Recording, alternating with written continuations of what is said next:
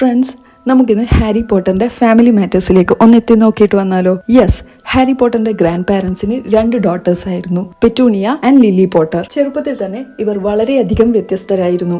കൂടാതെ വളർന്നു കഴിഞ്ഞപ്പോൾ തന്റെ സഹോദരി ലില്ലി പോട്ടറിന് ലഭിച്ച മാജിക്കൽ എബിലിറ്റീസ് പെറ്റൂണിയെ കൂടുതൽ അസ്വസ്ഥയാക്കി. അങ്ങനെയിരിക്കെയാണ് പെറ്റൂണിയ നമ്മുടെ വെർണോൺ ഡേഴ്സ്ലിയുടെ സ്ഥാപനത്തിൽ ഓഫീസ് സെക്രട്ടറിയായി ജോലിക്ക് പ്രവേശിക്കുന്നത്. വെർണോൺ അവളുടെ ബോസ് ആയിരുന്നു. ആൻഡ് അവർ ഡേറ്റ് ചെയ്തു, മാരി ചെയ്തു.